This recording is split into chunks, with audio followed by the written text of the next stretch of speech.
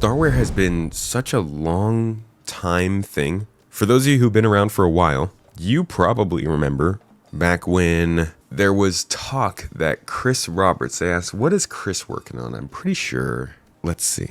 I think I might be able to find it. And you code a lot at night. What are you coding at Chris, the moment? what are you working on? Well, I'm finishing off something that I started, I don't know, last year or something. Mainly, I don't have that much time to really do all the coding, but I'm trying to finish up the what we call physical skins.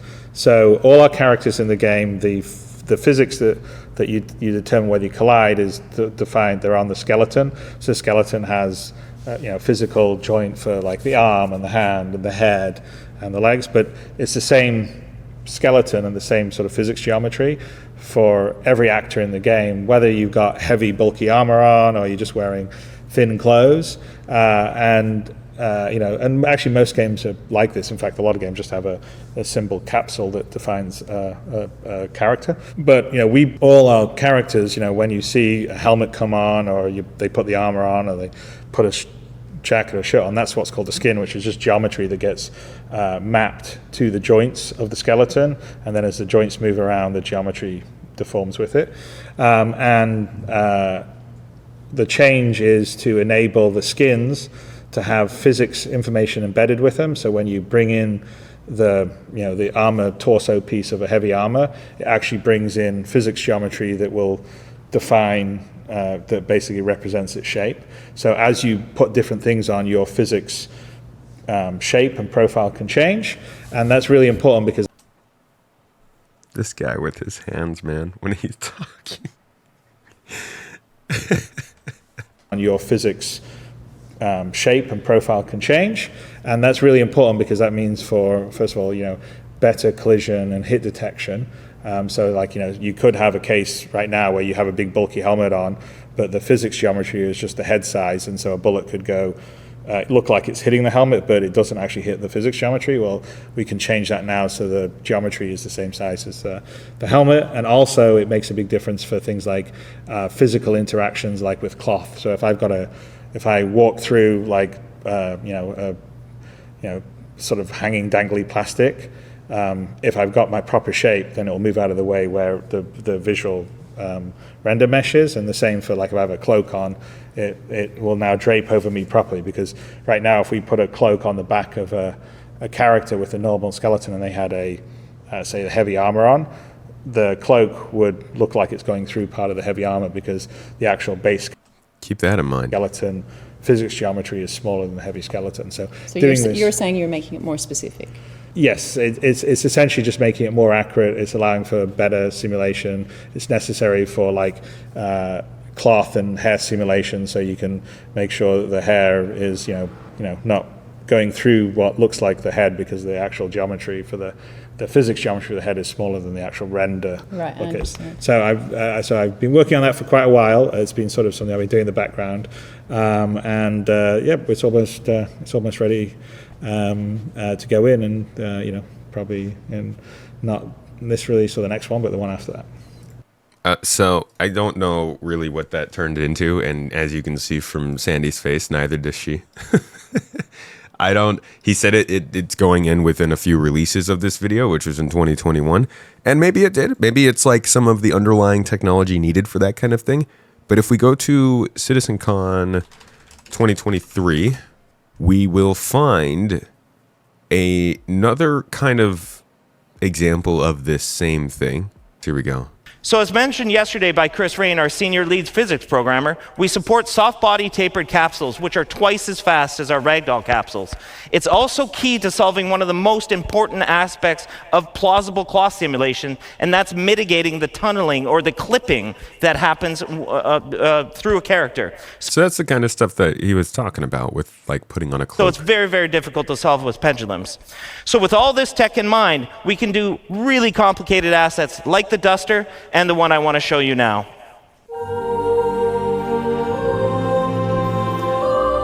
So here you're seeing about 5 different layers of cloth going on and self-colliding between each other. So this is about 2 years after that video we just watched with Chris. It's reacting to the planet wind, which is always changing. On the front, there's a big leather apron. So this one's actually a lot heavier and it moves a lot differently than the cloth on the back. Honestly, this is a pretty good simulation. I think what makes it really freaking crazy is the idea of this running in an MMO. I mean, plenty of MMOs have simulations, but the level of graphics that they have on these things, running this kind of simulation and the whole environment of the game is a lot. That's a lot of updates to send back and forth on the replication layer, you know?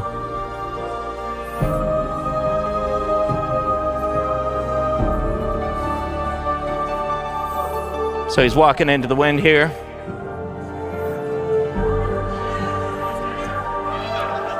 And in the end, as I mentioned, it just looks a whole lot better.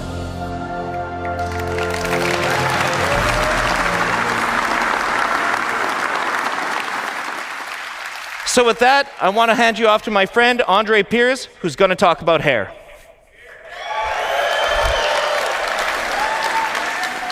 Okay. So that was Sean Tracy talking about StarCloth in 2023. Then we move forward another year. Let's look at Ready some to of the introduce possibilities that StarWear will be able to provide you.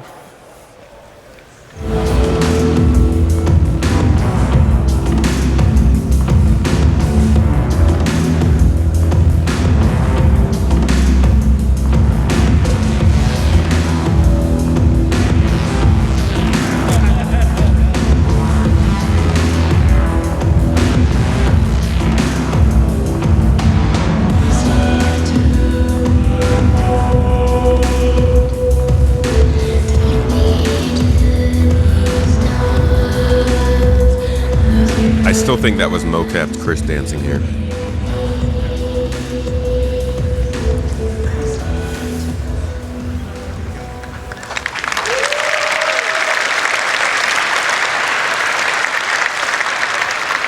As you all saw, the possibilities are huge.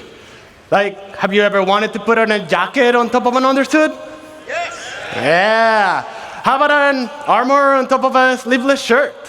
Or even without no shirt at all. Like backpacks on clothing? Yeah. So StarWear allows more customization than ever. But be careful, certain gameplay implications will still be true. You won't be able to go into the vacuum of space without a space-worthy undersuit and helmet. And in certain planets, you'll need a breathable mask. They really got to make sure we are warned very clearly of that, because, buddy, I don't even remember when I don't have a helmet on. All right, you're trying to make sure that my freaking suit is vacuum sealed. It's going to lead to a lot of death. A lot of death of this spaceman. Or helmet to survive. I hope you guys are excited about this as much as we are, and we've heard what you all want, and we're making a system to bring it all to you. Okay, so that is kind of a look at really this progression of cloth progression throughout the years, from Chris kind of talking about it a little bit early in the day to it turning into StarCloth, which really we can go back to CitizenCon 2019 and see even the beginnings of them trying to kind of show this off as a technology that they want people to get excited about. You will find that here. Many of you may remember the first time in the 2019 cloth demo. And buy different armor and store it. Okay, so here's our rover, which we've hidden with a little tarp. And this is going to be a much more larger example of the cloth interaction system. So, all right, Glenn, let's get the tarp off and get into the rover.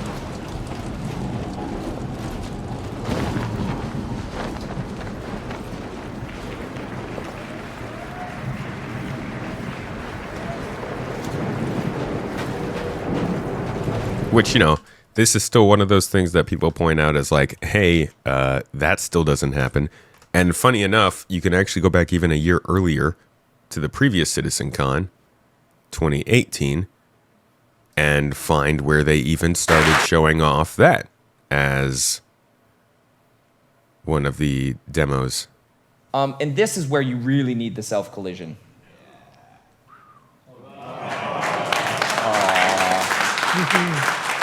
Everybody in the freaking audience is like, oh, it's cloth. I run it again, and then it's always. I know. going I was big there. deal I was one of those people. I was not in It's the also audience, unconditionally but stable, so it's never going to explode and will fully recover. so like it kind of it's a little reminder of just how much the engine has been the one in development all this time versus the actual game. And this is like all of this from 2018 all through all this is now kind of being presented as part of this marketable StarWear thing, you know? And I feel like in most situations we would have only heard about the StarWear part. We wouldn't have seen all this constant development and redevelopment and talk and all that stuff. That's what I'm here for. I enjoy watching the development. It can be frustrating, but at least we get to see how it kind of happens. Tests we did. This used to be the Hurston armor. Done a tremendous job there. So Hurston security. Yeah, so